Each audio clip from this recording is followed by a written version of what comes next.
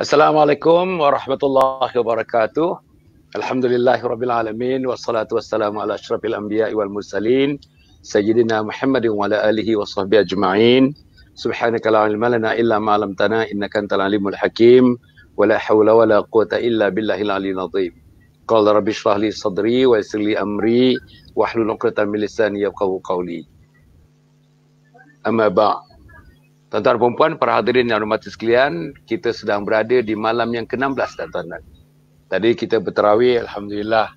Macam biasalah dalam mazhab Syafi'i ini, dalam witir tadi kita berdoa kunut, alhamdulillah. Doa supaya kita selamat, supaya masyarakat selamat, supaya umat selamat, panjangkan umur, murahkan rezeki, untuk kita dapat faedah yang sebanyak-banyaknya dalam Ramadan ini, insya-Allah. Mudah-mudahan doa kita yang diaminkan oleh anak isteri kita, yang diaminkan oleh cucu-cucu kita tadi, mendapat keberkatan dan mendapat keredaan daripada Allah Subhanahu Wa Taala. Mudah-mudahan tuan-tuan, kita dah masuk sekarang ni minggu 1/3 yang kedua. 1/3 yang pertama yang kita tahu awaluhu rahmah wa awsatuhu maghfirah wa akhiruhu 'idqun minan nar. Maknanya kita dah masuk fasa yang kedua, 10 malam yang kedua sekarang ni, 10 hari yang kedua. Alhamdulillah tuan-tuan dan puan, 10 hari yang kedua ni ialah banyaknya kita memohon ampun kepada Allah. Memohon ampun banyak dosa-dosa. Dosa kepada Allah, dosa kepada Rasul, dosa kepada ayah, dosa kepada suami, dosa kepada isteri, dosa kepada anak-anak, dosa kepada jiran, dan akhirnya dosa kepada umat Muhammad sallallahu alaihi wasallam, kerana kita fikir diri kita, kita tak fikir orang lain. Kita seorang nak masuk syurga, kita ketepikan langsung. Tuan-tuan dan puan, tanggungjawab kita memasuk syurga kan orang-orang yang lain dengan doa kita supaya kita lah menjadi bersama-sama memasuki syurga Allah Subhanahu Wa Taala. Tuan-tuan dan puan yang mati sekalian, kita ni ada 3 siri. Ini siri yang kedua. Siri yang ketiga nanti pada 15 hari bulan. Bukan begitu ke? Betul, 15 hari bulan. 15 hari bulan. InsyaAllah 15 hari bulan nanti kita bertemu sekali lagi, dan mungkin nanti kita tengoklah kalau Ustazah, kalau Zaid lapang, even selepas kita COVID-19 ni, selepas PKP pun, selepas habis Ramadan pun, saya berhajat untuk menyambung bukan saja hal kekeluargaan dan hal-hal lain, tuan-tuan dan puan. Saya tengok sambutannya setakat ini sangat-sangat membanggakan. Sangat-sangat membanggakan. Dan saya dapati daripada ramainya para penonton tu yang berkomunikasi dengan kita, yang bagi respon-respon kepada kita, kebanyakannya adakah lagi. Dan saya nampak, saudara, tak tahulah Ustazah nampak ataupun Zaid nampak. Nampaknya tuan-tuan ni, kita punya masyarakat ni hendak tuan-tuan, dia hendakkan benda tu. Bila dia dah mula-mula terbayang-bayang, balam-balam, mesti begitu ya. Mist with mist. Tapi sekarang dah mula cerah. Bila cerah tu, pengisiannya dah lain sikit dah. Shift dah sikit. Dia ada makin atas, makin dalam. Tapi kalau kita daripada very misty tu, kita dah buka, dah cerahkan, dan kita tak isi lagi, takut dia balik kepada, berkabus-kabus macam tu, gelap lah, akhirnya gelap macam tu kan. Jadi tuan-tuan dan puan, malam ni, kalau boleh dengan persetujuan daripada Zaid dan Ustazah, malam ni kita nak memikirkan persoalan-persoalan, kita nak tengok diri kita, apa kelemahan yang kita lakukan dalam mendidik anak-anak kita, daripada dulu sampai sekarang.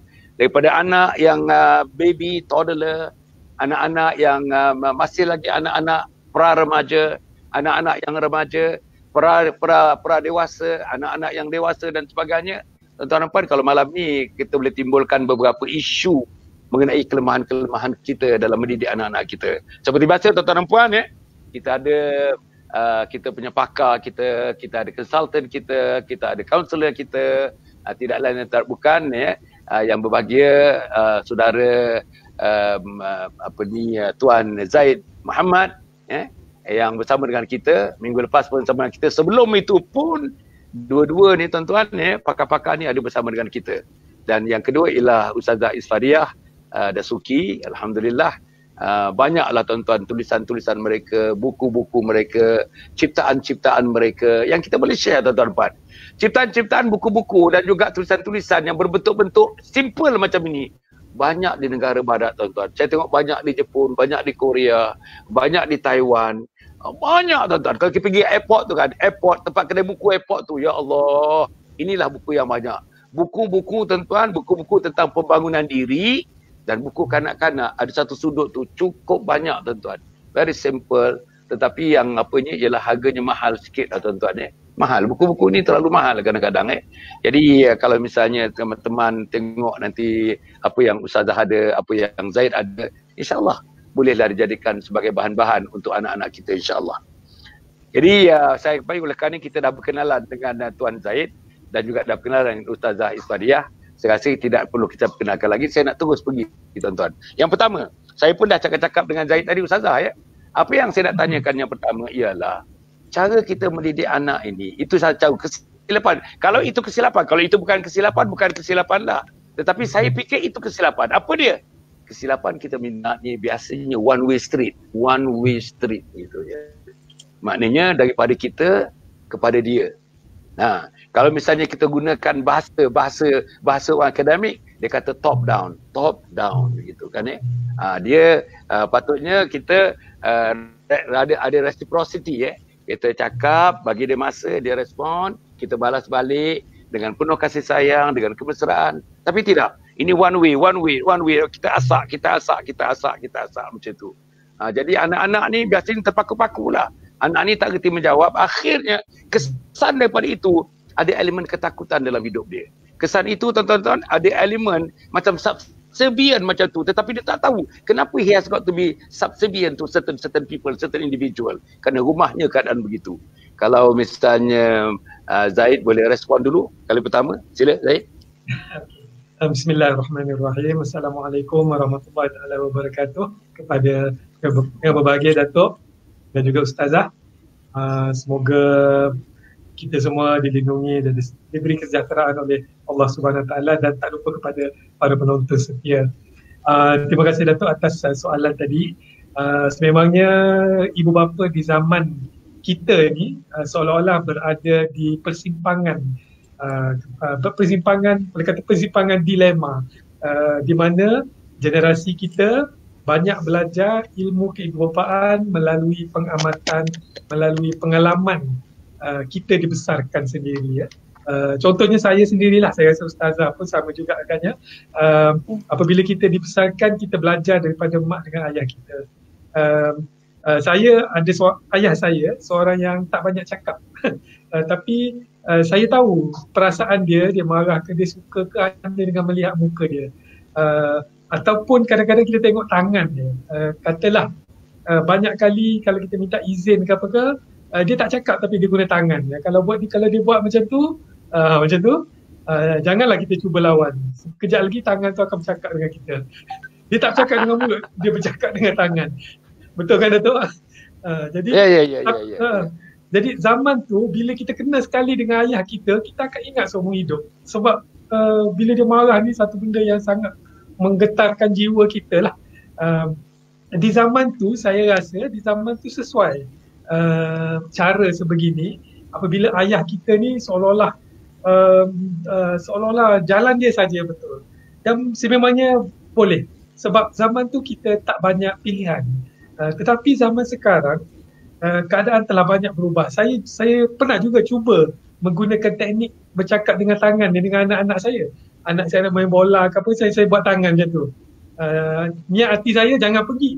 Tapi anak saya tengok saya buat ni, dia datang, dia bagi high five. Dia bagi high five, dia kata terima kasih, I love you. Dia pun pergi.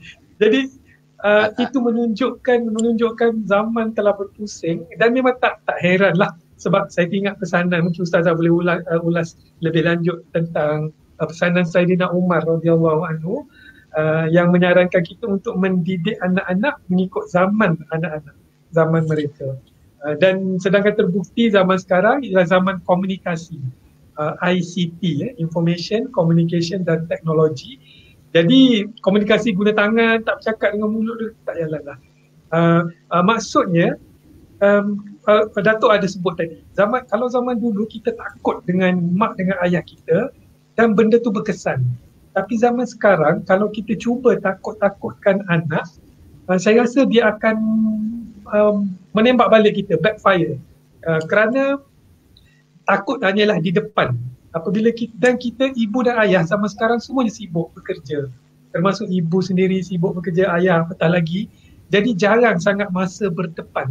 Kalau banding dengan zaman kita membesar dulu, mak ayah bekerja pun mungkin separuh hari je. Kalau menoreh getah, bertani, apa semua tu, tengah hari dia ada kat rumah. Zohor dia dah ada kat rumah sampai petang. Sekarang sampai maghrib pun belum tentu jumpa lagi dengan anak-anak. Jadi apabila anak dia dibesarkan dengan takut kepada ibu dan ayah, terutama kepada ayah, hanya di depan saja dia takut. Bila ayah tak ada, hilang perasaan takut, dia jadi bebas. Itu yang banyak berlaku di gejala-gejala sosial. Apabila mak dengan ayah tak ada bersama, anak-anak mula bebas. Jadi saya sebagai parental coach, saya selalu mencadangkan kepada ibu bapa untuk mengubah perkataan takut tu lebih bergerak ke arah positif kepada hormat. Kalau saya sendiri pun saya tak nak anak-anak saya takut kat saya. Saya tak nak. Sebab nanti mereka akan tutup mulut, mereka tak akan berkomunikasi. Tapi saya berusaha sebanyak mungkin minta doa dengan Allah SWT supaya anak-anak hormat saya. Apabila anak hormat, kita ada ke tak ada ke sama saja. Jadi dia akan membawa kehormatan keluarga tu dalam jiwa dia, dan apabila dia ingin melakukan sesuatu, kita tak perlu tegur pun. Kita hanya bagi panduan, ini betul, ini salah, insya-Allah mereka akan mampu membuat keputusan yang baik. Itulah secara amnya Datuk, secara ringkasnya awal kita cuba ubah dari menakut-nakutkan anak, tetapi kita jadikan anak hormat kita. Cuma sebelum, dari sudut psikologi, sebelum orang lain hormat kita, wajib kita hormat mereka dulu. Jadi itu kita hormat anak-anak kita. Kita santuni anak-anak kita, kita hormat, kita melutut dengan dia, peluk dia sambil sama merendah diri. InsyaAllah benda-benda macam ni, benda kecil, anak akan hormat kita walaupun kita tak ada bersama-sama dengan mereka. Wallahualam Datuk. Alhamdulillah. Cantik ni ya. Konsep takut ditukar kepada hormat. Tuan-tuan. Takut sepanjang masa takut tuan-tuan. Budak ini pun tuan-tuan hidup dalam ketakutan ni bukan dalam dia punya natural habitat dia. Habitat dia bukan manusia takut nak jadikan dia takut. Habitat dia nak menjadi orang keluar, orang lepas, tetapi with certain constraint. Maknanya kita tak boleh lepas bebas begitu saja. Ada dia punya, kata orang, sikit-sikit dia punya galangan-galangan yang kita letakkan. Itulah di social morals, kadang orang kata morals macam-macam lagi. Tuan-tuan, saya nak pergi kepada Ustazah. Ustazah, yang kedua saya nak sebutkan ni, kita tak mau lagi lah ulas yang apa tu, dah lengkap dah. Yang kedua ni tuan-tuan, Ustazah, kita ni dia ajar. Dalam classroom dia ajar, daripada kecil dia ajar lagi, terutama dalam dunia barat dia. Maknanya diminta kita jadi manusia yang inquisitive. Maknanya kita diminta kita daripada kecil-kecil lagi, open up your mind. Ask, tanya. Ask for explanation. Ask why. Sebab itu tuan-tuan, anak Mak Salih dia, why mama, why? Why I can't touch this, why? Banyak why. Bila orang Melayu pula, tuan-tuan, why ni, inilah bendanya yang rasa saya anak-anak tidak pernah berpuas hati bila menegurkan sesuatu tidak dapat diberikan jawapannya. Dan tuan-tuan puan, kita tidak menggalakkan anak-anak menyoal, kita tak menggalakkan. Come on John, ask John. If you are not sure, ask me John. Itu orang putih. Dia suka ask, tanya. Kita pula tanya kali yang kedua, dah lah, yang letih lah. Itulah dia. Macam mana Ustazah? Bismillahirrahmanirrahim. Assalamualaikum warahmatullahi wabarakatuh. Kepada Datuk yang dimuliakan, seterusnya kepada Tuan Zaid, sahabat panelis saya, kepada para penonton, para follower yang kita kasihi. Alhamdulillah pada malam ni kita dapat bersiaran kembali dan kita membincangkan tentang isu yang sangat penting dalam hati kita, iaitulah anak-anak kita. Dan saya mohon Datuk dan juga Tuan Zaid sila guide, sila tambah sekiranya kurang ya. Okey, jadi memang hakikatnya dan realitinya adalah masyarakat Melayu kita ini dia ataupun budaya untuk anak-anak ni senyap, jangan apa orang kata tu, lebih sudu daripada kuah, ataupun jangan melawan kata-kata orang tua ya. Jadi idea-idea seperti itu dia seolah-olah membungkamkan anak-anak ini daripada bersifat kreatif dan sebagainya. Dan kadang-kadang bila anak-anak ni bertanya, dia bertanya secara mungkin secara jujur, tapi satu sikap mak dan ayah ni sebab dia malas fikir, mungkin malas fikir dan tak tahu nak cari jawapan dalam keadaan ego pula. Dan dia terus marah anak ni supaya anak ni senyap. Saya pernah satu masa tuan-tuan yang dikasihi, anak saya balik daripada sekolah dan dia kata, Umi, kenapa kita tak boleh makan babi? Dia cakap. Jadi waktu tu hati saya ada dua. Satu, saya nak marah dia sebab benda itu adalah sensitivity Islam kan. You sebagai seorang yang beriman, takkan you tanya soalan tu. Dia ada seolah-olah tumbuh ataupun dia muncul dalam hati kita. Tapi dalam satu sudut yang lain, saya rasa saya kata, anak ni apa yang membuatkan dia tanya? Kita tanya balik kepada diri kita, apa yang membuatkan dia tanya? Jadi saya terus tanya yang tu. Saya kata, kenapa tanya macam tu? Saya tanya dia. Lepas tu rupa-rupanya ada sahabat dia bangsa Cina bertanya pada dia, kenapa orang Islam tak makan babi ataupun khinzir? Jadi anak saya tak tahu nak jawab dan anak saya kata itu haram lah, dia kata. Haram, dia ingatkan kawan dia tahu. Jadi rupa-rupanya kawan dia pun tanya, kawan Cina dia tanya, kalau benda itu haram, dia kata kenapa Tuhan awak ciptakan babi? Jadi yang itu dia dumbfounded, dia tak tahu nak jawab macam mana. So bila dia balik tu dia minta bantuan mak dia lah. Cuba bayangkan Datuk, Tuan Zaid, kalau kita marah dia, agak-agak anak ini perasaan dia terhadap Islam macam mana? Bagaimana pula perasaan dia terhadap ketaatan kepada Allah kan? Bagaimana dia nak mendakwah kepada kawan dia yang lain, ya, kawan yang bukan Islam dan sebagainya. So saya rasa sangat bersyukur pada waktu itu saya tanya balik kepada dia, apa yang membuatkan awak bertanya ni? Dan nak menjawab tu memang sangat payah. Saya terpaksa pause sekejap untuk berfikir, cari jawapan dia. Lah saya bagilah jawapan dia. Saya tanya balik pada dia. Saya kata, adakah semua benda dalam dunia ini tujuannya untuk kita makan? Lepas tu dia pun terkebir-kebir. Saya rasa mungkin soalan saya susah. Lepas tu saya tanya dia balik. Saya kata, okey, babi tu kalau kita tak makan, agak-agaknya ada tak makhluk lain yang akan makan babi tu? Jadi anak saya pun kata, ada. Saya kata apa? Tiger, beruang, lion, dia cakap. So now saya nampak, okey, ini ada kitaran dalam dunia ini yang mungkin dia boleh tahu, yang dia pun belajar sains. Jadi saya pun bagi tahu dengan dia, so kita ini adalah insan ataupun manusia yang terpilih. Jadi Allah yang menentukan apa yang boleh kita makan, apa yang kita tak boleh makan. Jadi bila manusia yang terpilih, darjat yang tinggi macam maharaja kan, maharaja Cina ni, dia punya cook chef dia, tengoklah macam mana berapa ramai dia punya cook dan chef dia. Dan bahan-bahan untuk makanan itu bukan calang-calang. Kalau sekarang ni bukan kaleng-kaleng lah. Kan? Jadi mesti daripada kualiti yang hebat. Jadi saya alhamdulillah lah Datuk dan Tuan Zaid, anak saya boleh terima dan ini saya kata sebagai seorang ibu, sebagai seorang ayah, kita kena kembali balik kepada matlamat. Kenapa hikmah, apakah hikmah kita ini menjadi ibu bapa? Sebab tak semua tahu manusia Allah bagi peluang untuk jadi ibu, untuk jadi bapa. Tak semua. Allah yang tentukan.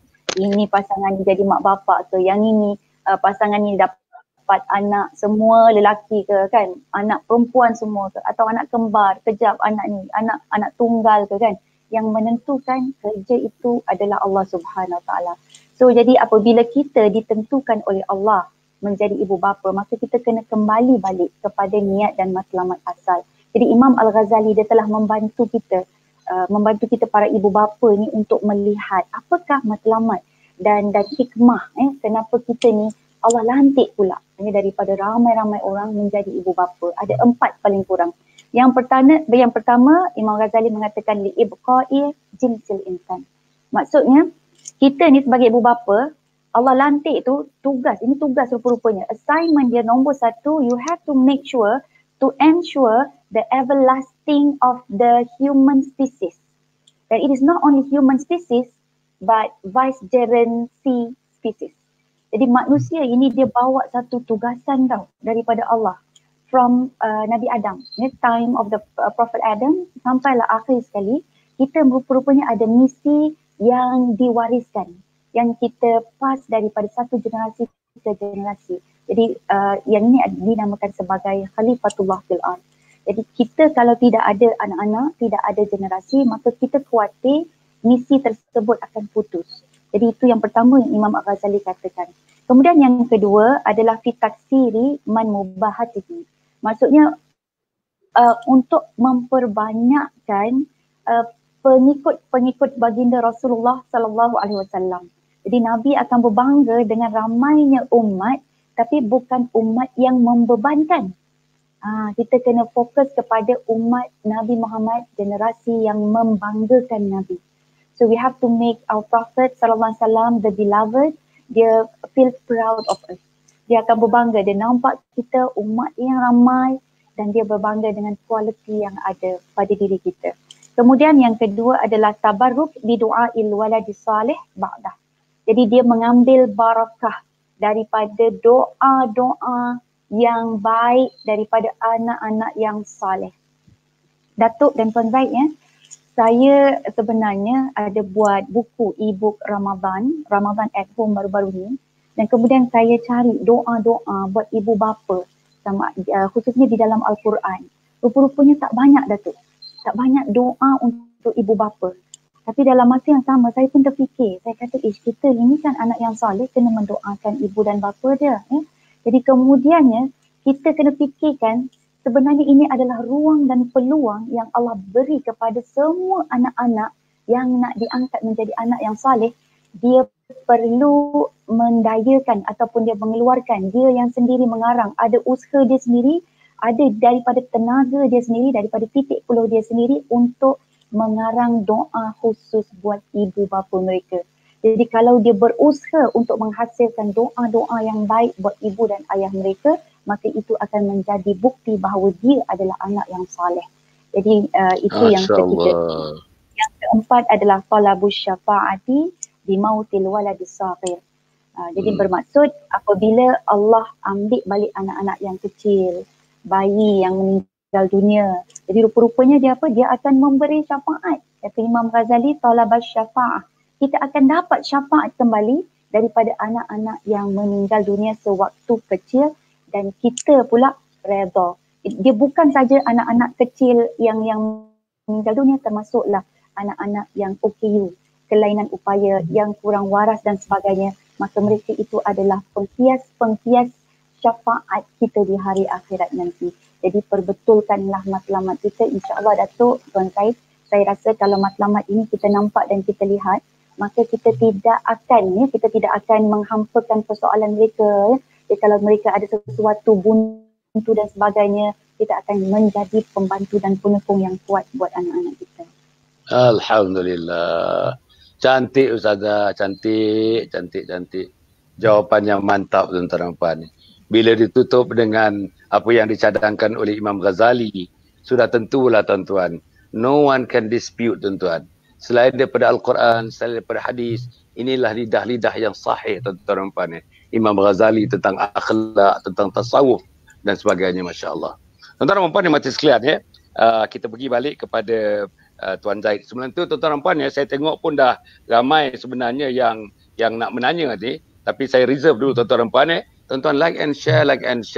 Tuan-tuan boleh pergi kepada kita punya Facebook, boleh pergi kepada kita punya page dan boleh pergi terus kepada page Tuan Zaid dan page kepada Ustazah Isfariah, tuan-tuan dan puan, insya-Allah untuk kita kata orang kita hidupkan, kita memang dah hidup lah, tapi nak tambah ceriakan lagi malam ni Facebook yang ada, teman-teman yang ada bersama dengan kita di tuan-tuan dan puan, insya-Allah.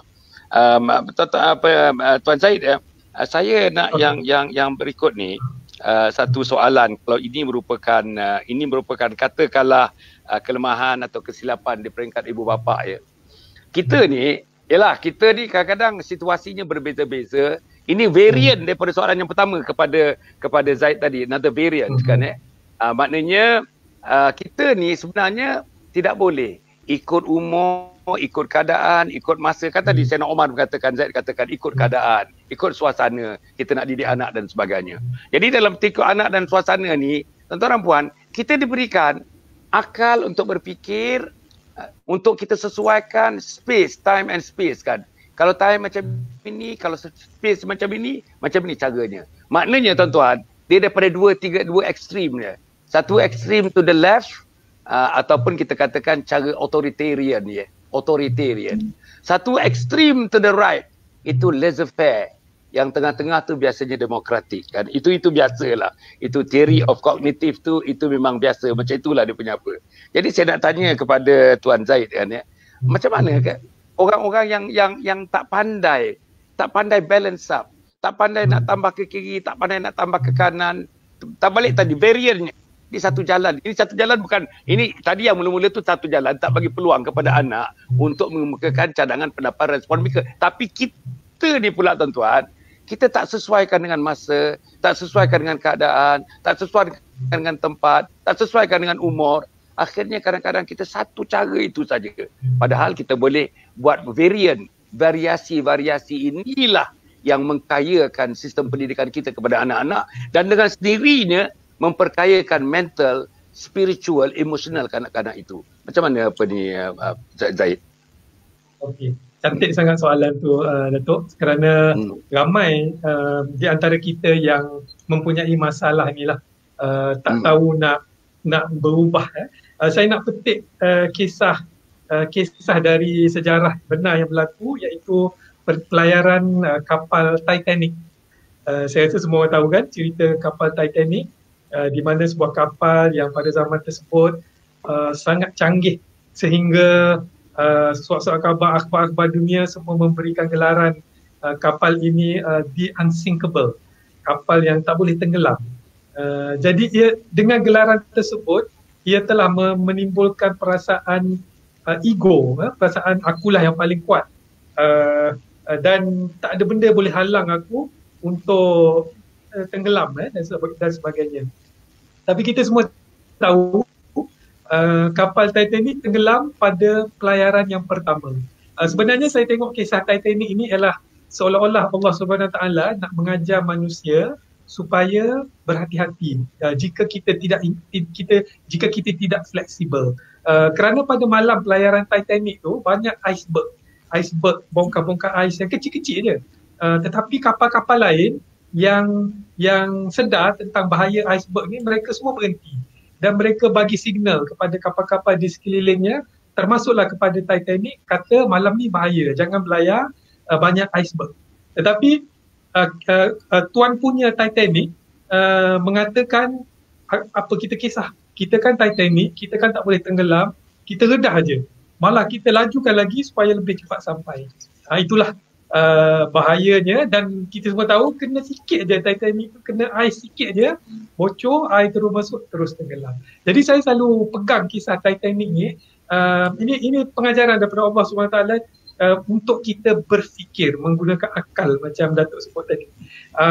Orang yang berjaya, termasuklah ibu bapa yang berjaya, mereka boleh berubah mengikut keadaan. Satu lagi contoh yang kalau kita boleh senang faham, apabila rumah kita terbakar, minta jauh tetapi jika kita nampak api sedang menyala di satu sudut rumah, masa tu kita kena jadi orang yang paling brutal, orang yang paling kurang ajar. Kalau tak pernah menjerit pun masa tu kena menjerit.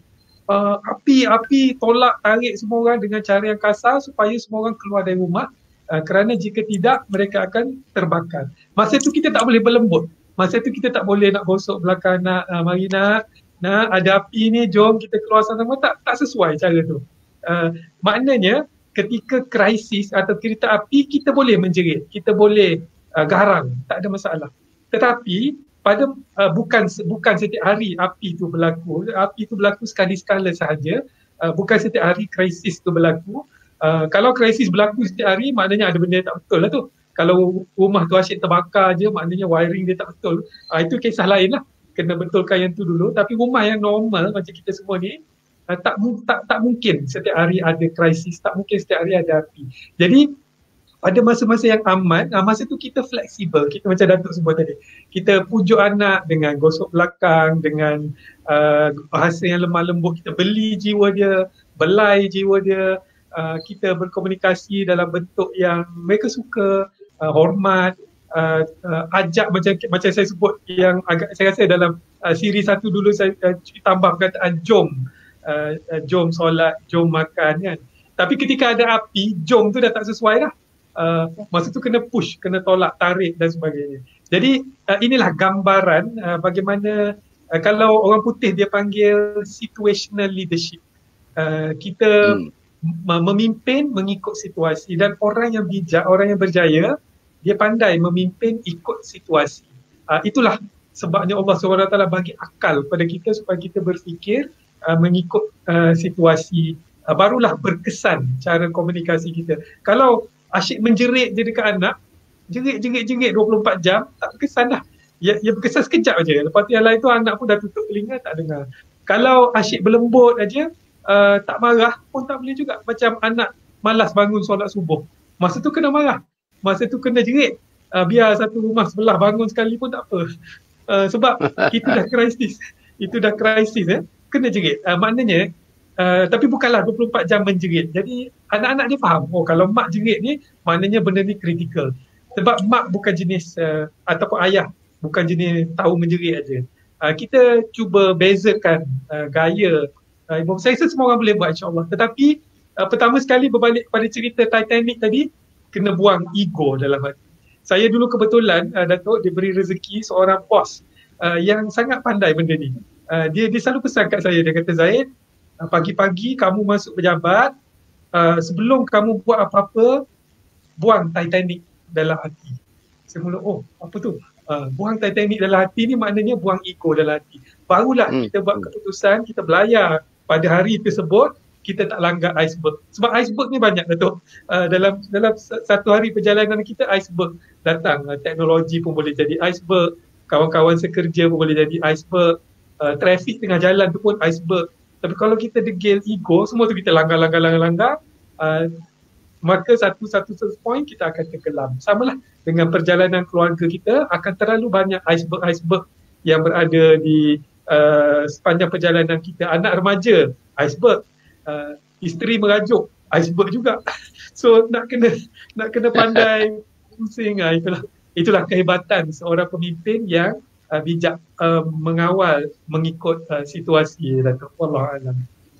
Masya Allah. Ini iceberg Titanic ni tuan-tuan dan puan, Masya Allah.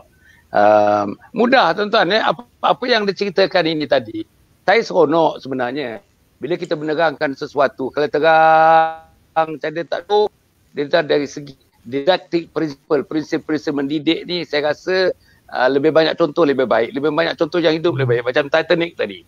Tuan-tuan bayangkan sifat ego itu, yang pemilik kapal tu kata langgar je, sikit aja, very little iceberg, maybe tuan-tuan serpihan daripada iceberg itu membocorkan, akhirnya tenggelam dia. Tapi perintah je langgar. Jadi tuan-tuan, kalau diletakkan kepada Masya Allah, inilah tuan-tuan cerita-cerita yang macam ini sangat untuk menerangkan kepada mak bapak terutama, tuan-tuan. Inilah caranya menerangkan. Bukan satu nada, bukan satu ayat, bukan satu penerangan begitu saja. Tetapi dengan contoh-contoh ini memantapkan lagi, membuka lagi, tuan-tuan, layer of thinking tu. Dia punya lapis-lapisan pemikiran itu. Ini yang kita dapat pada malam ni, tuan-tuan. Terima kasihlah Zaid. Ustazah, saya nak beralih pula kepada macam mana nak meletakkan banyak nilai-nilai Islam. Tak guna hidup kalau kita ada nilai Islam. Akhlak yang namanya adalah akhlak. Yalah, kita nak pergi nanti yang akidahnya kita nak pergi, yang syariatnya kita nak pergi, tetapi kita nak pergi pada akhlak. Budak-budak ni tuan-tuan, dia asas itu adab. Asas itu adalah akhlak. Ambil satu akhlak tuan-tuan ya. Bagi salam misalnya, bagi salam satu akhlak, Dan kita nak transfer, kalaulah misalnya kita ikut barat kata okay morning, good morning, good morning, well the morning is already be good, tetapi manusianya mungkin tidak sebagus pagi itu. Tapi kalau kita kata Assalamualaikum, Masya Allah tuan-tuan, dia punya salam, perkataan salam tu, kalau kita go deeper, what it means, salam ke atas kamu tuan-tuan, salam sejahtera ke atas kamu.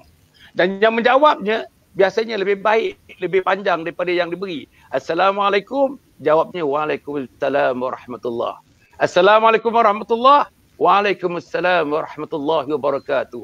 Assalamualaikum warahmatullahi wabarakatuh. Waalaikumsalam warahmatullahi wabarakatuh wa maghfiratuh. Masya Allah, tuan-tuan, cantiklah tuan-tuan. Islam ni tak ada. Saya bila-bila tengok-tengok, tak ada dalam agama lain ni, Zaid. Tak ada, Zaid, tak ada. Tapi inilah pangkal akhlak. Dan saya bila tanyakan tuan-tuan, bila tanyakan pada wanita-wanita terutamanya, ada tak dekat sini yang kahwin dah 37 tahun, tak pernah sekali pun bagi salam kepada suami? Masa minum tu ada yang datang kepada saya. Saya lah, doktor, memang tak, saya tak tahu situasi apa nak bagi salam. Pasal mak saya pun tak bagi salam pada bapak saya. Dan salam ni tidak menjadi budaya dalam keluarga saya. Padahal tuan-tuan, Nabi bila berhijrah daripada Mekah ke Madinah, sampai di permukaan Madinah, pinggir Madinah, tak turun lagi menjejak bumi Madinah yang suci tu. Masih atas untanya dan kudanya. Ada kata riwayat kudanya. Apa Nabi sebut? Ya ayuhan nas afshus salam wa at'imut ta'am wasilul arham wasallu bil laili wan nasu niyam tadkhulul jannata bisalam. Mula-mula sekali Nabi bagi tahu orang Muhajirin, orang Ansar, tuan-tuan, yang berdepan dengan Nabi, afshus salam, sebarkan salam, sebarkan salam. Hatta kalau kita nak masuk rumah, tuan-tuan, nak masuk rumah, confirm dalam rumah tu tak ada siapa dah. Isteri bersalin dah atas kampung, anak cuti sekolah pun ada di kampung, yang ada kucing tumpuk aja dekat rumah. Tapi tuan-tuan, buka aja pintu, Assalamualaikum. Nabi suruh kita memberi salam. Dah tahu rumah tu kosong, tuan-tuan dan puan-puan. Sila Ustazah, macam mana kita nak memudayakan ini kepada anak-anak ni? As simple as giving salam, Ustazah. Masya Allah. Terima kasih Datuk. Ya, Alhamdulillah, Masya Allah. Saya teringat satu kisah, Datuk. Saya tidur dekat hotel. Kebetulan ada program waktu tu. Jadi kami kena balik pagi-pagi lagi. Kena kejar flight yang pertama.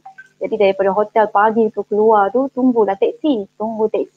Lepas tu adalah salah seorang keluar, perempuan ya, keluar daripada bilik tu. Kemudian dia pergi kat tempat kaunter hotel tu, dia tanya, ni kita nak check out pukul berapa ni? Kan? Saya pun terkejut. Dan yang dekat kaunter itu adalah staff India. Dan bila dia dengar perempuan tersebut, perempuan ni perempuan Melayu Islam lah, pakai tudung kan, dia keluar pagi mungkin mamai ke apa ke kan. Ni kita kena check out pukul berapa? Kata saya pun terkejut sebab dia sebut dulu tu kan. Dan kemudian indahnya ini India ni, staff India ni, apa dia kata? Good morning madam. Dia kata, good morning madam. Pukul 12.30. Dia kata, saya waktu tu malunya, mana saya nak letak muka saya kan. Kita sebut beri salam dengan ahli keluarga pun kita tak beri, Datuk. Dengan orang yang bukan Islam pun kita tak tahu nak bagi salam ikut bahasa dia. Jadi ini satu benda yang sangat pada kita kena tengok balik. Apakah tujuan kita dalam keluarga kita ini? Persekitaran apa yang kita bina? Sebab apa yang Datuk sebutkan tadi tu dengan memberi salam, ya, kemudian dia tahu nak masuk rumah orang, minta izin terlebih dahulu, dengan suami bagi salam, dengan anak-anak bagi salam, ia adalah hasil ataupun keluar daripada jiwa-jiwa yang tahu tentang matlamat hidup dia. Dia tahu tentang siapa kedua hasanah dia. Dia tahu hidup di dunia ini untuk apa. Dia tahu dia ini adalah hamba kepada siapa. Jadi kalau dia tahu dia ini adalah hamba, memang kita semua ini lahir dalam dunia ini, dia automatik. Bayi tu uek-uek je dia dah jadi hamba dah. Tak ada pilihan langsung. Kita lahir je memang dah jadi hamba. Kalau kita dah besar nanti, kita kerja bersungguh-sungguh kan, siang malam, pergi balik hanya untuk kerja, kita dah jadi hamba kerja. Kalau ikut cakap bos je, dah jadi hamba pada bos. Ikut cakap kawan, jadi hamba kawan. Ikutkan keuangan, duit dan harta, jadi hamba pada harta pula. Ikut pula pada trend-trend semasa, kita jadi hamba pada trend semasa. Tapi dalam keadaan kita tidak mempunyai pilihan sebagai hamba tu, tak boleh bebas melainkan menjadi hamba, kita mempunyai kebebasan dalam memilih siapakah yang layak untuk menjadi tuan kita.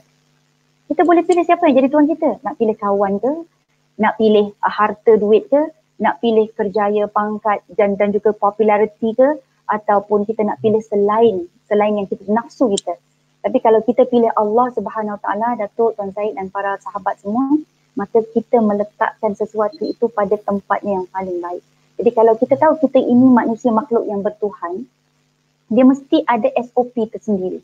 Macam kita dengan normal kehidupan yang ni kan, jadi kita nak keluar, kita pakai topeng lah, dengan ada sanitizer lah, ada penjarakan sosial lah, dia ada SOP dia. Jadi bila kita kenal diri kita, status kita adalah sebagai hamba Allah, maka apa SOP kita dalam rumah? Oh, mestilah bagi salam, mesti sentiasa memaafkan. Kemudian nak masuk bilik, minta izin terlebih dahulu kan, sebut dulu excuse me.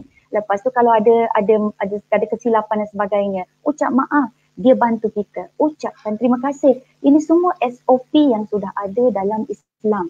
Tapi kalau kita tidak merasakan diri kita, nilai kita ini adalah hamba yang perlu patuh kepada SOP ini, dia membesarkan SOP yang lain pula, iaitu SOP nafsu dia, SOP keegoan dia sebagaimana Tuan Zaid sebut kan.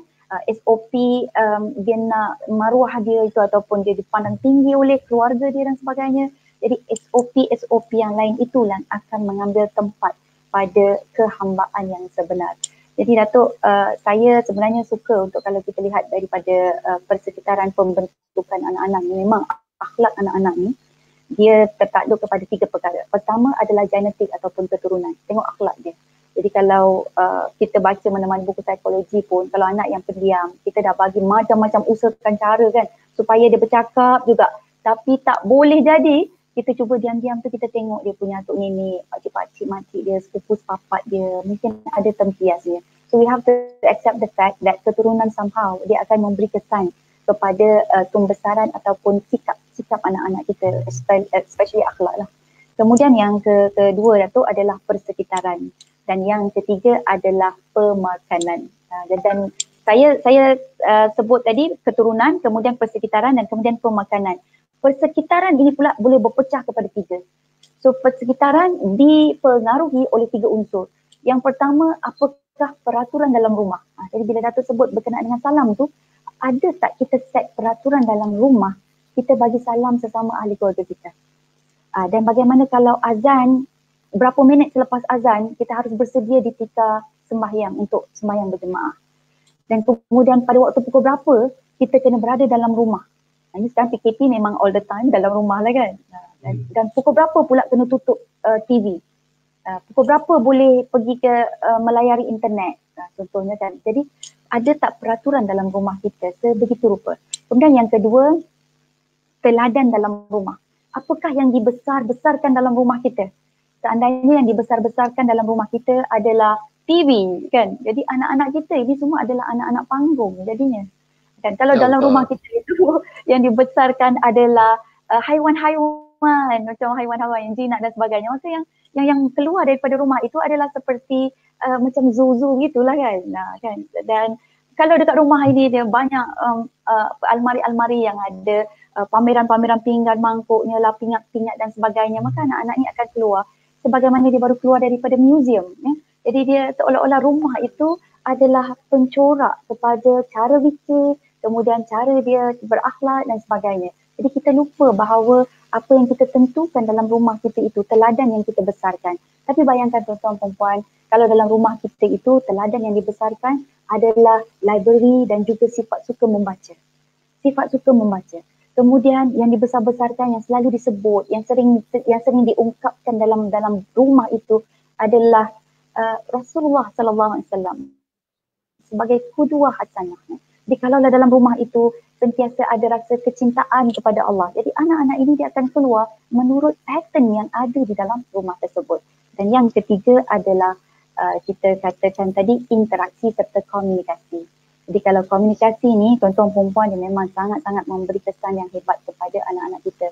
Saya nak cerita Datuk dan Tuan Zaid, satu masa saya masuk ke tandas awam dan kemudian saya jumpa ada seorang ibu ni, dia beratur dengan anak dia yang umur 4 tahun macam tu, anak lelaki ikut mak dia dalam tandas perempuan. Tapi tak apa, tak ada masalah ni. Okey, jadi tandas tu dia punya pintu, dia sebelah bawah tu ada lubang, atas ada lubang. Okey. Jadi saya tengok ramai. Bila ramai tu pintu ada 5 pintu. Ada 5 pintu tandas. Jadi macam lama lah juga kan. Dan kemudian saya ni maju ke depan, saya tengok dia punya pintu tu ada tanda warna hijau. Dia macam kunci kan, ada warna hijau atau warna merah. So ada daripada 5 ada 2 pintu yang hijau, yang 3 merah. So yang hijau ni saya tolak. saya tolak sebab saya tahu bila saya tolak tu ini mesti ni lah kan tak ada orang. Rupa-rupanya mungkin kunci tu rosak ada orang. Dia sebut itu kan. So yang hijau satu lagi pun saya tolak dia, ada orang juga. So saya pun kembali balik beratur. Jadi bila saya beratur, anak yang kecil umur 4 tahun ni dia nampak saya cuba tolak pintu tu. Dia faham maksud saya adalah dia nak dia tahu saya ni sebenarnya nak tahu ada orang ke tak. Tapi dia guna cara dia sendiri Datuk Tuan Zaid untuk tengok ada orang dalam tandas ataupun tak. Apa dia buat? Pintu tu kan pendek sikit yang sebelah bawah ada lubang. Agak-agaknya kan Tuan Zaid Datuk apa dia buat? Dia pergi hintai kat bawah tu. Dia pergi jenguk dia daripada bawah. Jadi bila dia jenguk daripada bawah, apa mak dia buat? Mak dia ambil yang tuala digantung ni, dia pergi hempuk anak dia. Ya Allah, terus sujud dekat lantai tandas tu. Saya rasa Masya Allah sedihnya kan. Sebab anak ni sebenarnya dia nak membantu kita.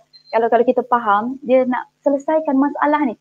Okey, tandas ni penuh ni kan, ramai ada orang ke tak ni. Jadi dia cuba ikhtiar ikut cara dia. Jadi saya nampak anak dia macam tu, anak dia terus terdiam macam malu tau. Muka dia dah merah padam dah. Lepas tu saya pun kata, Dik, makcik ni tolak-tolak tu sebab makcik nampak yang ni warna hijau. Kalau dia nak tengok dia ni ada orang ke tak, itu dia warna merah tu. Tapi makcik tengok warna hijau rupanya ada orang, ni kunci ni rosak lah ni, saya kata. Dan kemudian yang dalam tu kena hintai tu menjerit sudah. Jadi, bila time keluar tu, yang dalam tu dia tengok lah kan mak dia dengan budak tu. Tuan-tuan dan puan-puan, tidak ada sepatah perkataan maaf pun daripada si ibu bagi pihak anak. Tak ada. Jadi dia pun terus bila dia keluar je dia kata, ibu dah ni tak tahu malu, dia kata. Dia tolak aje anak dia masuk dalam tau. Ya Allah, saya rasa macam terhirisnya kan, itu adalah sebenarnya peluang bagi ibu bapa untuk melatih bagaimana anak berakhlak di dalam masyarakat. Jadi kalau dia ambil, saya teringat semasa saya pergi ke Paris. Jadi saya turun daripada bas, ada seorang bapa mengejar anak dia yang lari dia turun daripada bas. Dia kejar tu, saya kata sudahlah, kena debit lah anak dia ni, habislah. Tapi tidak ya Datuk dan Tuan Zaid. Apa dia buat? Dia terus pegang tangan anak dia sebab dia takut anak dia melintas sebelum masanya. Jadi dia pegang anak dia dan dia cakap, maksud saya dengar sendiri, dia kata, do you know that I love you so much? Ya, macam itulah dia kata. So dia macam seolah-olah isyarat, dia kata kalau awak pergi nanti ada kereta, ada apa semua. Dan akhirnya bila ayah dia cakap apa, anak dia punya respon, anak dia peluk ayah dia. Saya kata, ya Allah, satu benda yang saya sendiri belajar di tempat barat, dan waktu tu barulah saya faham, saya brain, sekarang istilah dia brain, barulah saya brain di mana ada sahabat saya kata, Islam hakikatnya turun di negara Arab, dikaji dengan mendalam di negara India, tetapi diamalkan di negara Barat. Nah, jadi nampaknya Masya Allah perkara ini perlu disatukan kembali daripada ilmunya, daripada sudut penghayatan dalamannya dan daripada sudut amalnya, bermula daripada rumah kita, Datuk dan Tuan-tuan. Masya Allah. Tengok tu Zaid, dibawa sampai ke Paris kita Zaid. Masya Allah. Nak cari satu pelajaran. Nak cari satu pelajaran yang hidup di depan kita daripada budak umur 4 tahun. Ini mahal lah pada saya Ustazah. Mahal ni. Masya Allah. Tapi ialah kalau kita jenis tidak observant, kita bukan pendidik, kepala kita ni tak pernah ditrain kepada pendidikan, mendidik itu. Jadi kita tak nampak itu value-nya, kenapa dia jadi begitu. Kita tak boleh analyse macam mana Ustazah analyse. Kita tak boleh letakkan itu dalam satu sistem struktur kemanusiaan yang adab itu adalah penting sebenarnya. Dan kita boleh dapat adab tu tak payah buka ensiklopedia. Tak ada buka tebal-tebal tuan-tuan. Dalam tandas tu. Dan di satu classroom yang paling hebat kepada kita tuan-tuan. Tuan Zaid, saya Tuan Zaid kita tengok satu orang ni tuan-tuan, namanya Setia Melayu Apa dia kata? Assalamualaikum Datuk. Saya nak tanya macam mana nak didik dan memberi teguran anak remaja yang sedang belajar di IPTA. Suka melawan. Bila beri teguran berkaitan anak-anak, seperti tutup aurat, cakap yang kasar dengan ibu bapa. Solat jangan tinggal. Dia marah pada kita balik. Jadi sebagai ibu memang kita terasa kecil hati. Banyak beristighfar dan berdiam diri. tidak mahu anak-anak berdosa dengan kita. Adakah cara saya ni silap? Sila. Okay. Terima kasih sila Tuan Zaid. Datuk. Terima kasih Datuk atas soalan tadi daripada yang menanya. Okey. Setia Melayu. Setia Melayu. Setia Melayu nama dia. Okay. Setia Melayu. Puan lah kita kira ya. Puan. Sebagai seorang ibu. Okey. Sebenarnya banyak kalau kita tengok kita tak boleh nak jawab secara sebab apabila kita berhubung dengan remaja ni, macam Ustazah sebut tadi, remaja adalah hasil manifestasi kepada apa yang berlaku daripada mereka kecil sehingga mereka dewasa. Saya teringat satu katalah saya daripada negara apa yang tulis, tapi dia kata children live what they learn. Lebih kurang macam tu. Maknanya kalau saya olah balik dalam bahasa Melayu dia lebih kurang macam ni.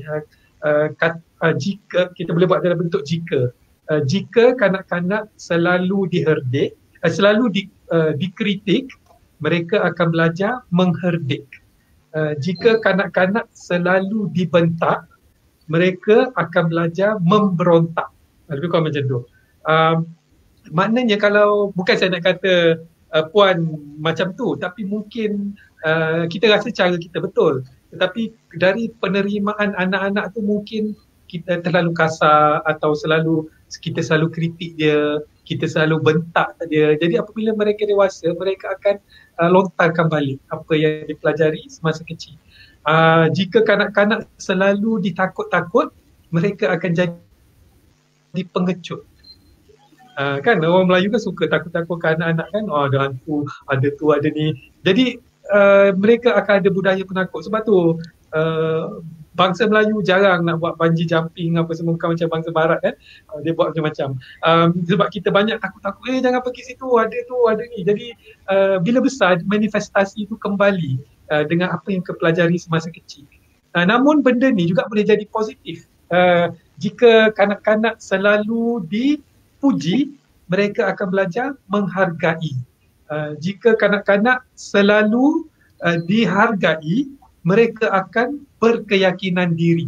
Lebih kurang macam tu. Jadi apa yang kita semai semasa anak-anak kecil, hasil dia keluar semasa remaja. Tetapi kepada puan, saya rasa ini bukan jawapan yang puan nak dengar sebenarnya, sebab itu benda tu dah berlalu. Tapi yang syukur alhamdulillah, setiap penyakit ada ubat dia, insya-Allah. Kita kena yakin kat situ. Penyakit remaja, penyakit jiwa remaja ni pun ada ubat dia. Jadi tetapi bila dah remaja, cara mengubat dia tak sama dengan cara mengubati kanak-kanak. Kanak-kanak dia straightforward. Kita cakap yes, dia yes. No, no. Tapi remaja dia tak suka dah yes and no. Remaja dia lebih kepada permainan hati. Saya suka buat macam ni kalau dengan remaja. Remaja ni mereka hidup dengan emosi. Satu-satu peringkat fasa kalau belajar tentang perkembangan otak, peringkat remaja adalah di mana emosi dia bergolak, emosi dia bercampur-campur, dan bahasa yang mereka faham ialah bahasa yang emosi, bahasa yang nampak mereka hero, yang nampak mereka cool, nampak mereka berbeza. Mereka tak nampak sebab musabab, sebab itu bahasa orang dewasa. Orang dewasa bahasa dia sebab musabab. Kalau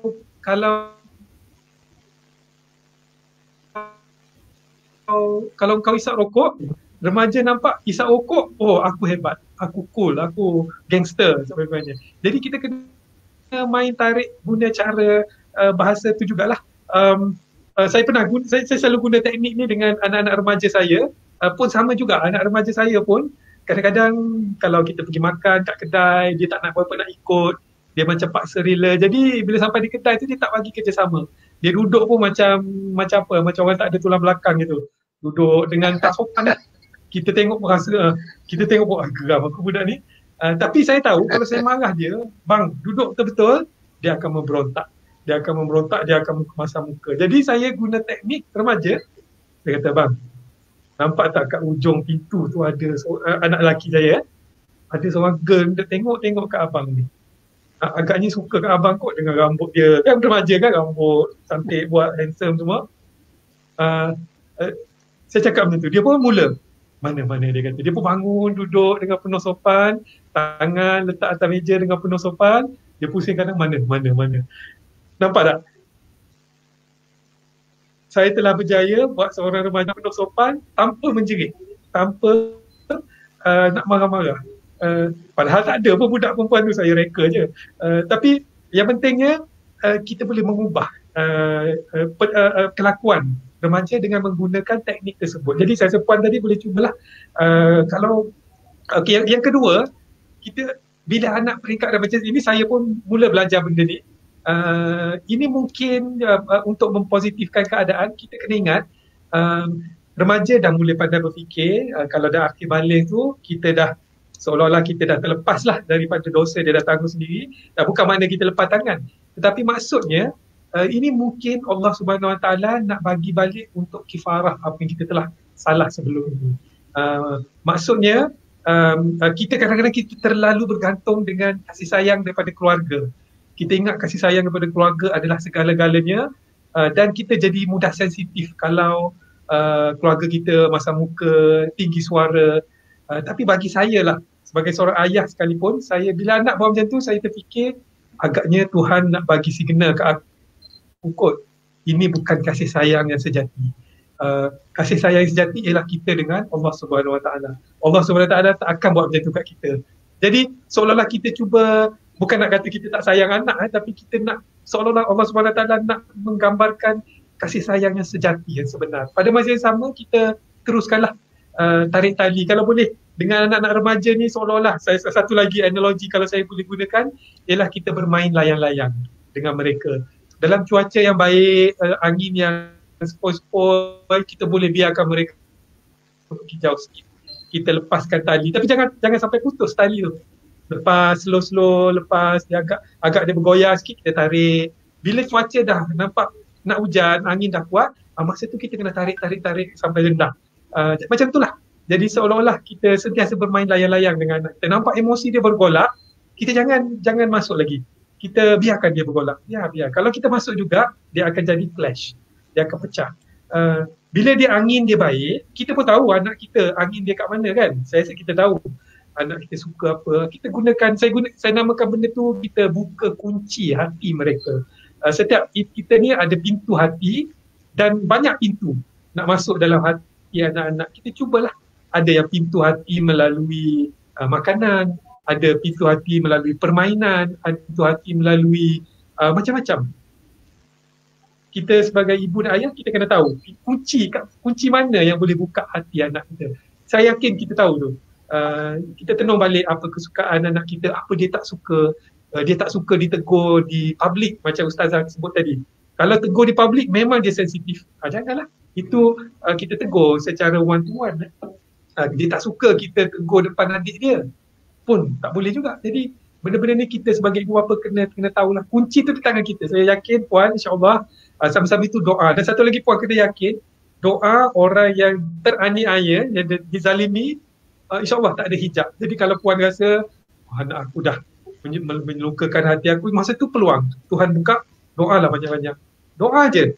Keluar air mata, tak ada baca bahasa Melayu pun tak apa. Ya Allah, bagilah aku jumpa kunci anak aku, nak buka hati dia. Ya Allah, tolonglah aku nak buka kunci hati anak aku.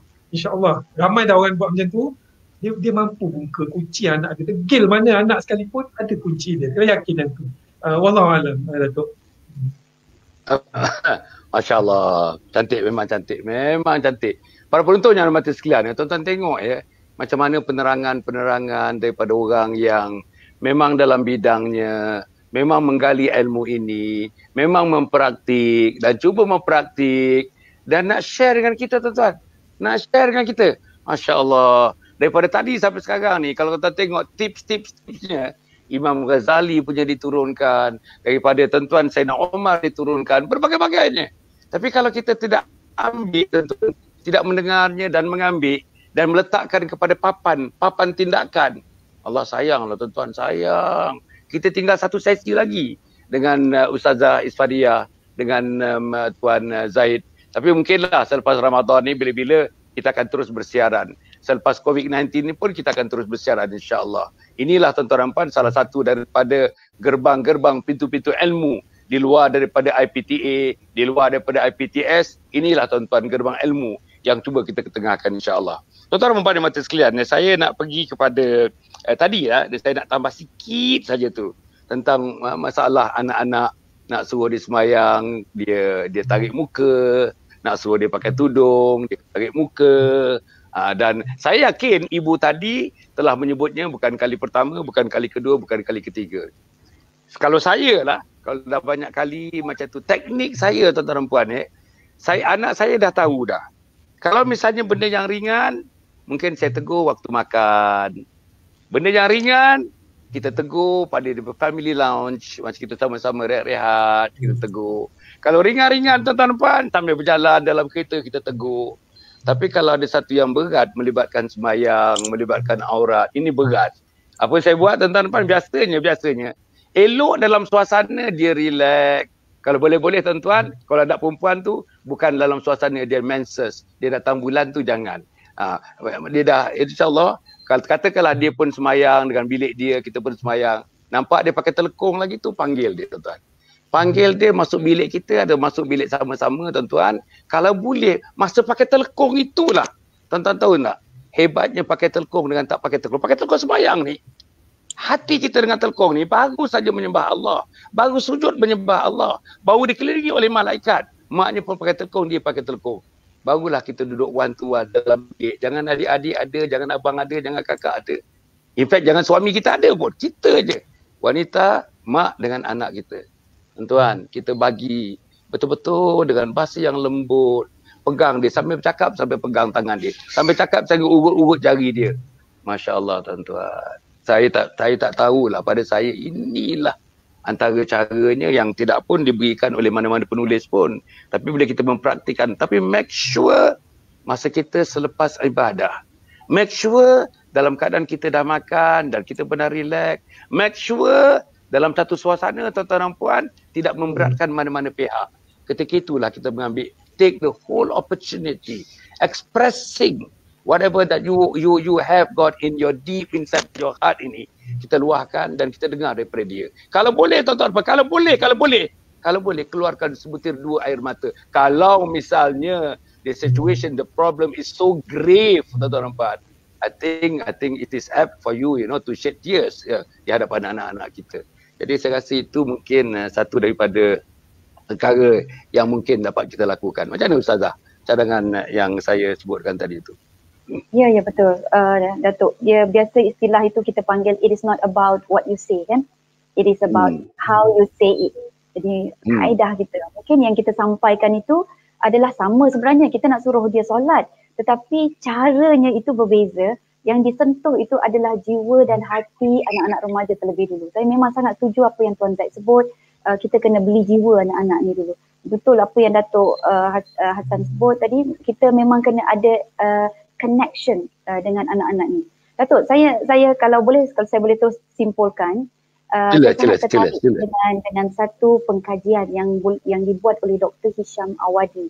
Dia ini adalah pakar sejarah dan mengajar di University of London di sana, dan dia beritahu bahawa Nabi Muhammad SAW ni dia rupanya ada format ataupun kita panggil syllabus pada pembentukan anak-anak, dan itu bukan anak Nabi tau.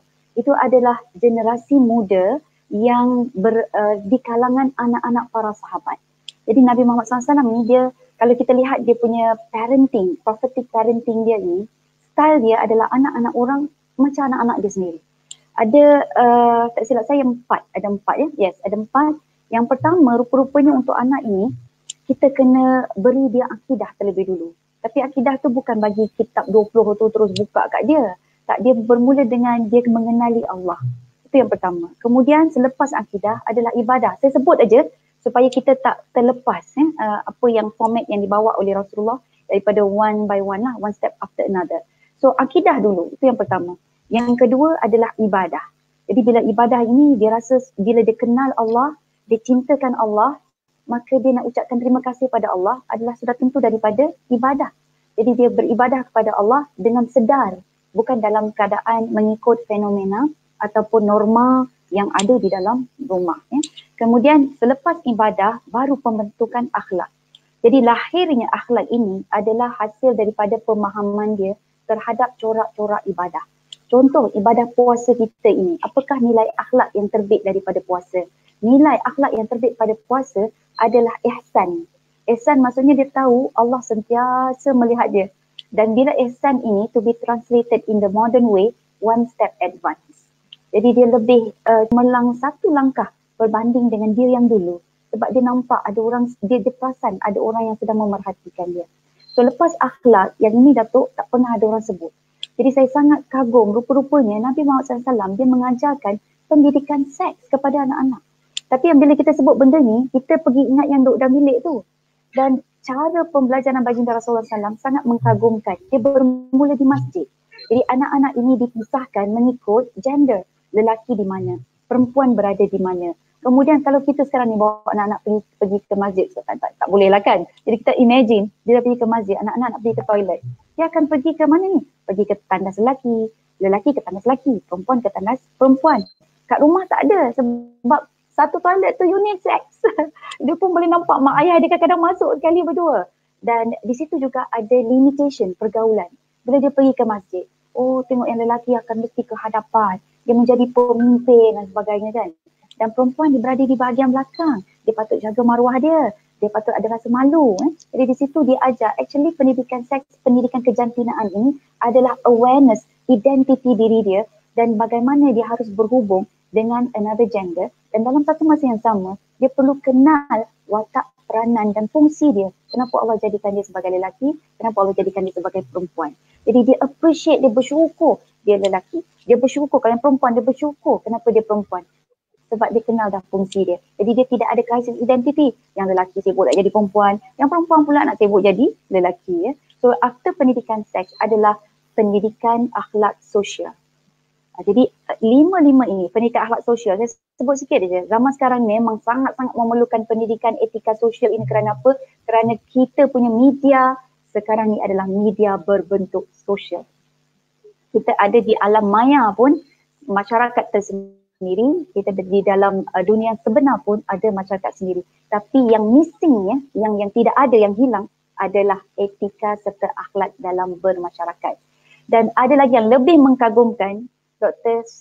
Hisham Iwadi ini dia mengatakan sebelum Rasulullah SAW menerapkan lima perkara ini, ada satu benda yang Nabi buat. Kalau satu ini kita tak buat, Nabi tak buat, maka yang lain tidak berjaya. Jadi apa dia? Betul lah kata Tuan Zaid dengan Datuk Hassan Ali sebut, iaitulah kita kena tawan jiwa anak-anak terlebih dahulu. Baru yang 5 ini akan meresap masuk ke dalam mereka. So kalau kita mengajar dia dengan menunjukkan bahawa aku adalah ayah engkau yang ada authority, reject. Kalau mak dia kata mak ni syurga kat tapak kaki mak ni, cuba tengok. Jadi memang reject. So beli hati anak dulu, tawan hati anak dulu. Kita kamcing, bagi ngam, bina rapport dengan anak-anak. Barulah kita letakkan kita punya doktrin ataupun silibus kita bermula, Datuk dan Tuan-Tuan. Terima kasih, Masya Allah. Cantik, sangat cantik. Tuan-tuan dan puan-puan di mata sekalian, ya, kita dah lagi 2-3 minit kita terpaksa mengakhirkan program kita ni, tuan-tuan dan puan. Besok hari yang ke-16 kita nak bersahur. Tuan-tuan sudah semestinya bangun dalam 4:30 begitu. Kita nak tahajud sikit, kita nak taubat sikit, kita nak hajat sikit, kita nak witir sikit, kita nak doa sikit, kita nak nangis sikit, tuan-tuan dan puan, besok. Jadi sebab itu tuan-tuan dan puan, alhamdulillah kita dapat bersiaran ini. Saya cukup gembira lah sebenarnya. Sebenarnya kalau ada masa ni saya sanggup lagi sejam pun saya sanggup. Sebab seronok tuan-tuan, bagi saya seronok. Walaupun zaman nak mendidik toddlers, I don't have any more toddlers. But of course I got the grandchildren kan. Yang remaja, awal-awal remaja pun I don't have any more yang awal remaja.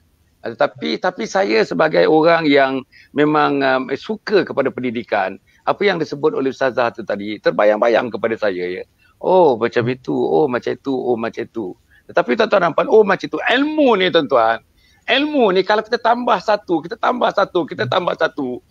Kalau kita dianggapkan tambahan itu menjadikan kita, fizikal kita, setiap kali ada ilmu bertambah tinggi, bertambah tinggi, bertambah tinggi.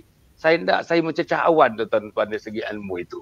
Tapi ialah Kita sebagai orang yang biasa ni tuan-tuan dan puan, insya-Allah kita dengar, makin banyak kita dengar, alhamdulillah makin beradab kita. Makin banyak kita dengar, makin faham kita apa arti kehidupan. Makin banyak kita dengar tuan-tuan, makin seronoklah kita bersama dengan anak, bersama dengan isteri, hingga kan merasakan satu masa tadi tuan-tuan, dengan ilmu ini tak ada beban yang tak boleh ditanggung, tak ada beban yang tak boleh dipikul tuan-tuan dan puan. Jadi insya-Allah mudah-mudahan kita ucapkan terima kasih kepada kedua-dua pakar-pakar kita. Mungkin apa ni, saya nak tahu apa ni, Tuan Zaid, apa bendanya yang kita boleh share dengan teman-teman, penghasilan kita.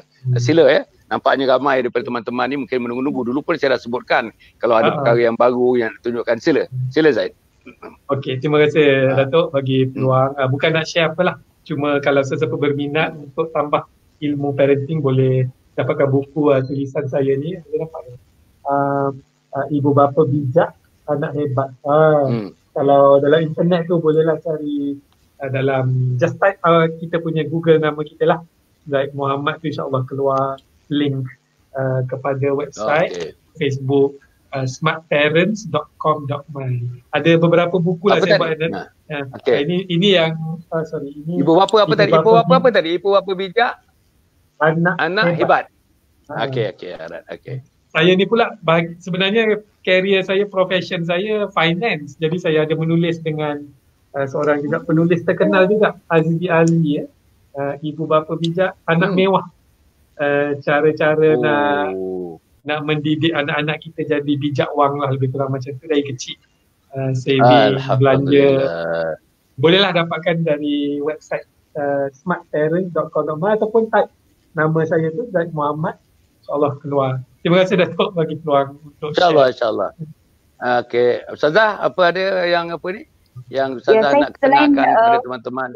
Selain daripada buku Datuk, saya boleh invite lah sahabat-sahabat semua pergi ke website saya isfadiah.net. Kat situ ada Isfadiah Bazar.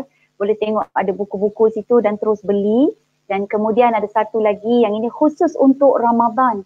Saya ada buku Ramadan at Home. Jadi di dalam tu ada bukan setakat menu saja, 60 menu, tapi ada aktiviti-aktiviti yang berguna, bermanfaat untuk dibuat pada bulan Ramadan ini, dan termasuk kita nak mengejar Lailatul Qadar. Jadi situ ada maklumat-maklumatnya boleh dapatkan secara talian online. Dia e-book, dia berbentuk e-book, kita tak cetak. So pergi juga boleh ke isfadiah.net ataupun isfadiah.net bijak parenting. Dan itulah, ataupun pergi ke Facebook saya je. InsyaAllah. Ada lagi apa-apa nak tambah? Tak ada, kita tunggu Datuk pula. Saya senang aja tuan-tuan, macam saya katakan itu, projek yang besar dia ialah untuk bangunkan Anjung Husnul Khatimah, itulah kan yang kita nak bangunkan dalam masa 2 tahun ni. Kita harap kita dapat bangunkan semata-mata untuk menyediakan ruang-ruang kepada mereka yang berumur 40 tahun, 50 tahun, 60 tahun, 70 tahun, dengan ada modul-modulnya. Ada 5 modul. Each module running for 3 days and 2 nights. Habis dia orang balik, orang lain pula datang. Bila-bila dia free, dia datang lagi 3 hari 2 malam. Bila-bila dia free 3 hari 2 malam, dia hari datang lagi 3 hari 2 malam. Apa ilmunya? Ilmunya ialah pendidikan hujung usia. Kita nak bagi pendidikan hujung usia bukan pendidikan tentang kemahiran-kemahiran. Skill set tu kita tak bagi dah. Skill set kita tak bagi. Tapi skill set nak bertemu dengan malaikat maut. Skill set nak bertemu dengan satu alam yang namanya alam sakratul maut. Skill set nak mati bertemu dengan Allah Subhanahu Wa Taala, berada di alam barzah. Skill set nak keluar daripada alam barzah seperti kiamat, nak pergi padang mahsyar. Itulah tuan-tuan. Sedang dah tuan-tuan yang saya fikir kebanyakannya kita tak ada persediaan itu. Minta maaf saya sebut. Pengalaman saya bercampur-campur dengan orang atas, orang pertengahan, orang bawah. Kebanyakan, mungkin termasuk saya tuan-tuan puan. Our preparation to face death. Preparation to face Allah Subhanahu Wa Taala.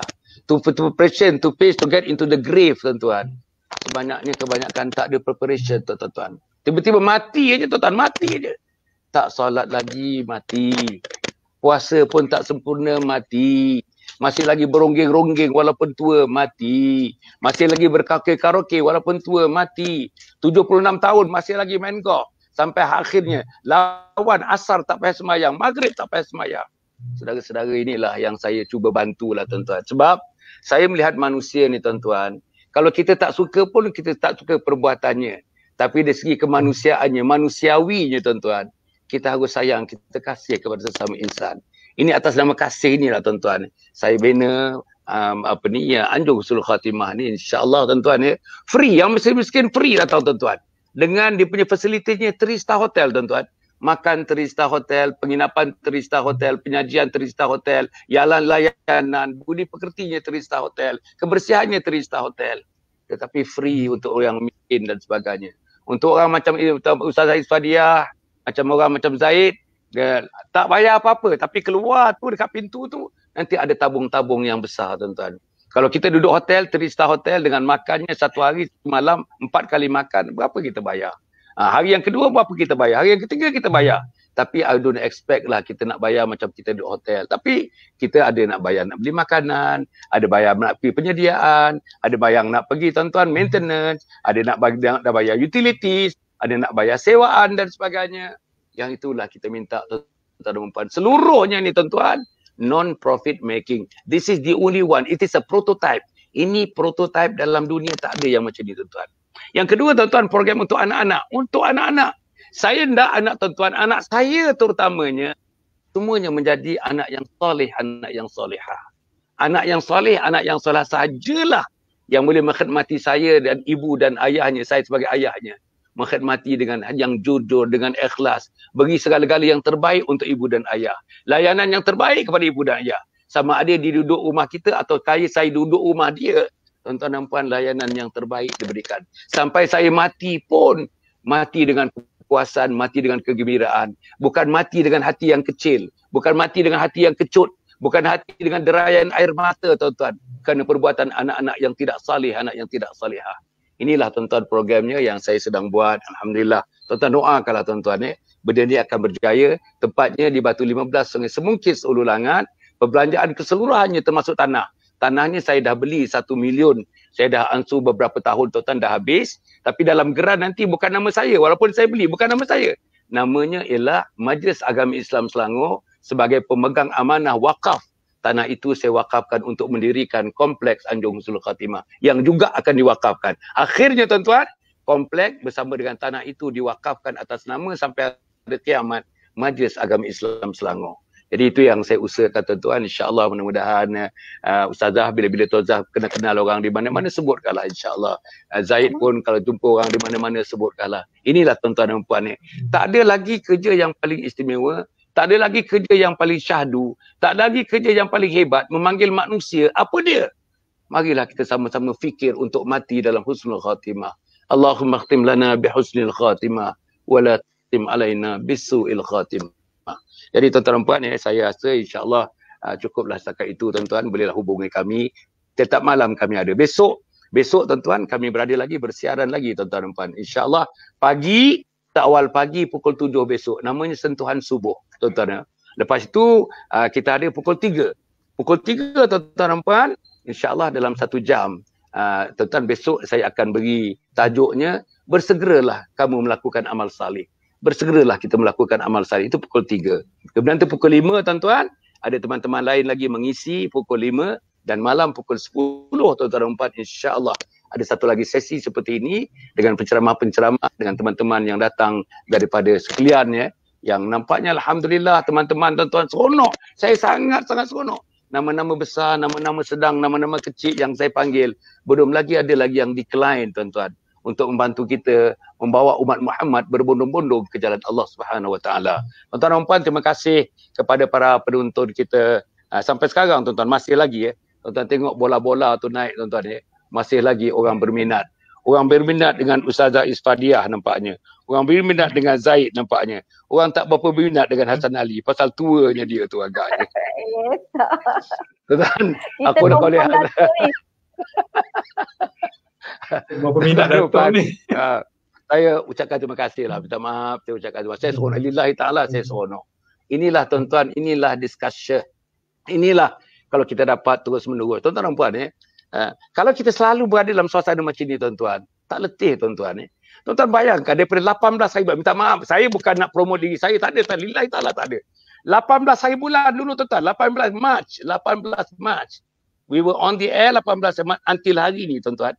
Besok 10 hari bulan, 9 hari bulan besok. 9 besok kan? Besok 9 hari bulan Mei tuan-tuan. Dekat 2 bulan dah. Setiap malam. Satu hari 5 sesi. Dan saya tak pernah jemu dan tidak akan jemu insya-Allah tuan-tuan dan puan. Jadi mudah-mudahan kita bersama-sama berjumpa dan semuanya dilakukan atas nama saya nak infakkan apa yang saya ada. Kepala saya nak infakkan, hati saya nak infakkan, kaki jaran kaki dan tangan saya nak infakkan untuk agama Allah Subhanahu wa taala. Inilah tuan-tuan cita-cita saya, mudah-mudahan dengan bantuan Zaid, dengan bantuan Ustazah Isfadiah, dengan teman-teman bantu nama-nama besar yang lain, insya-Allah cita-cita itu akan tercapai. Sebelum saya ditutup mata saya tuan-tuan, saya kena melihatlah insya-Allah komplek Anjung Husnul Khatimah itu akan tertegak sebelum saya dimatikan Allah Subhanahu wa taala.